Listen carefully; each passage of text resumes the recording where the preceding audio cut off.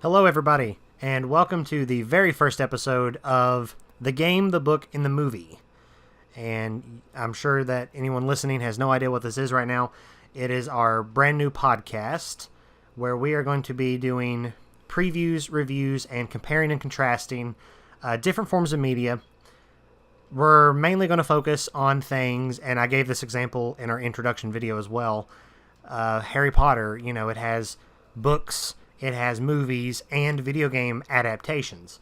And we're really going to be covering things in that manner that has, obviously it'll fit one of the categories, but usually it'll be in two or all three of the categories. So, with that being said, my name is Joseph, and I'm here with Mary Lou.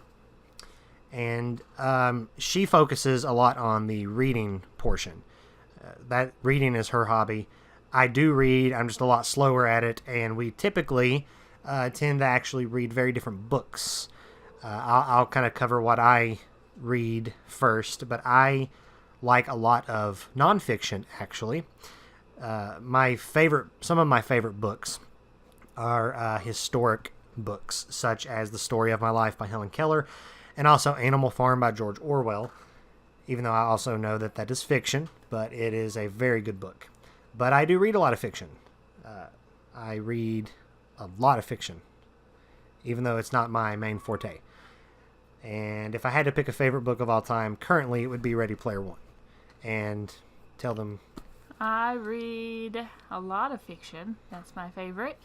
Top ones I can think of right now are the Mortal Instrument series, which is Shadowhunters on TV now.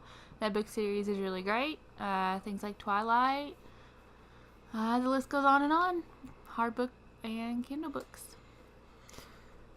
So, with that being said, we're going to go ahead and introduce today's video, today's topic. This is a preview of an incredible book by author J.L. Mcglothlin, and we're lucky enough to actually know this author. She is a local author in the Southwest Virginia area where we're from, and the book is titled Vermin Under the Skin.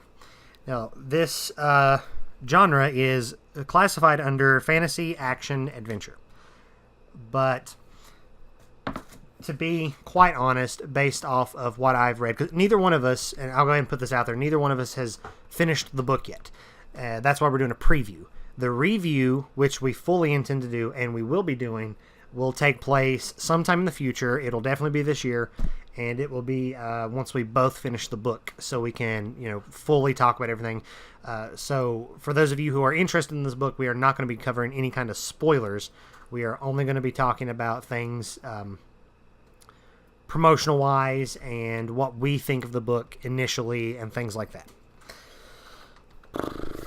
So, I guess the first noticeable thing about this book that we should cover is the artwork. It is very beautiful, and you can tell that the author takes a lot of time in creating the beautiful works of art inside the book and on the cover. So there are over 20 there are over 20 pictures, I should say. Illustrations in the book. Each one actually corresponds with what's happening, either on the same page or the page directly beside it, which I find very interesting. The artwork on the front has a awesome color scheme. There's a lot going on in the artwork on the front. And you should be seeing the artwork on the screen right now. And to just kind of briefly give an example, but it's almost like you're looking into space from Earth, because it's definitely within our atmosphere, because you can see the clouds. Mm-hmm. But you can also see the stars, and you can see that's either a moon or it could be the sun. And there's a lot of stars and stuff. There's a really bright star which cleverly aligns with, it could be an eye, which breaking through the clouds is the shape of a beast. And within that in the clouds is actually the shape of a more human-like character. So, like I said, there's a lot of details here. You've got a lot of whites, blues, purples, and pinks in this entire cover art. And if you flip to the back, actually, the description on the back has a very unique font style here when it comes to the color, because it's fading from one color to the next, and it blends pretty well, and it matches the color scheme on the front of the book. And for those who haven't read it, we'll actually read the description on the back. Chaos reigned after the fall of the utopia. In the present day, centuries into the future, history has been rewritten, and nothing of those peaceful times are remembered. Humans and mutants live together in territories across the Empire. A mutt, half human and half canine, named Alistar, finds himself caught in a series of star-crossed encounters that land him in a battle for freedom between celestial beasts and their master. As the vermin under his skin drives him to his limits, and his past reveals itself, how could he ever be the same? Is the battle for truth in a new empire worth all that he will sacrifice? For me, when I'm looking for a book, I look at the cover. It has to catch my eye, and this one does. And I mean, it's great. I love it when a book can catch my attention. And the back really gives an insight into the book. I mean, for me, if I read it and I have to find some kind of interest in it, and right away I'm like, yes, this sounds interesting. Makes me want to know, what is he going to sacrifice? So it's a very mindfully written description on the back of the book. And I'm going to go ahead and use this opportunity to cut in for a second. The author is on several forms of social media, and I'm going to go ahead and on the screen and also in the description, you can follow her on Twitter, Facebook, Instagram, YouTube, DeviantArt, and Tumblr. So she's got a lot of social media accounts, and we're going to plug all of those in on the screen and in the description right now.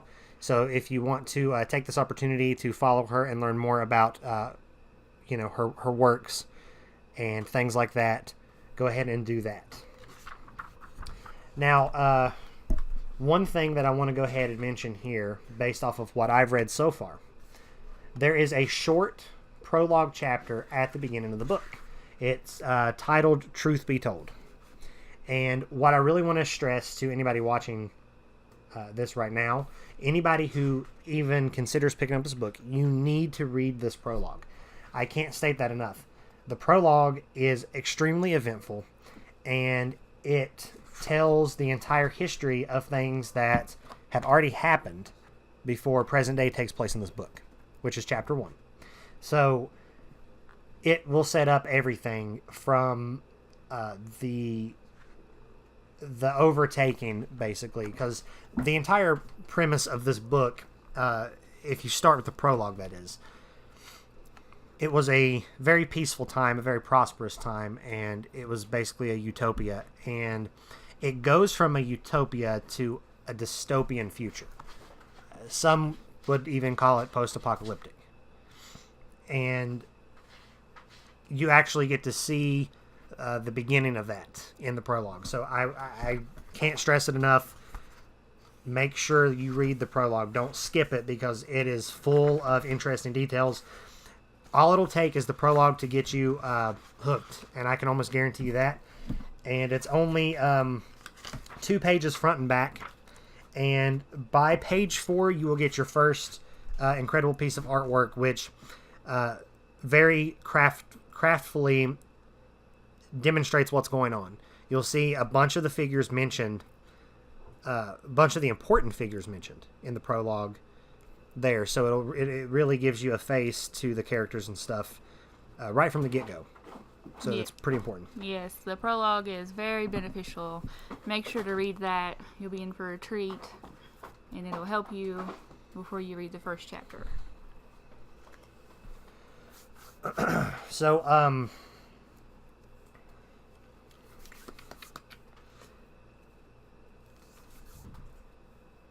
I guess what we should do at this point is talk about the length of the book. I think that would be pretty good. The official word count for the book is over 81,000 words. So it's actually a pretty lengthy novel, but it's not one of those novels that, would intimidate somebody away. It's not like the final chapter of Harry Potter or anything. Mm-hmm. It's not like this massive book that you're going to pick up and say, "Oh, I can't read that." No. And I'm only saying that because if you're a reader who likes, John Norman's books, you still pick this up because it's going to be worth it. Because if you read books like that, then this is still going to be worth your time because you'll be able to finish it in no time. So, however, if you're one of the people like me who gets intimidated easily by big books, then this is definitely for you because it's not, it doesn't appear to be that intimidating. So, you get kind of started off with a really cool picture right at the beginning. And actually, you get several pictures right at the beginning. And towards the end of the book as well, I should mention that you get a couple more pictures, including a wonderful picture that actually has a quote on it. I'm not going to read the quote, but I will actually display that picture on screen around this time. So it's a really cool quote, and it's a really cool picture. I like it a lot. It seems like it's going to be a great way to end the book. Like I said, I don't know how the book ends just yet, but I have some guesstimations based on that. And it's fun to wonder how it's going to end.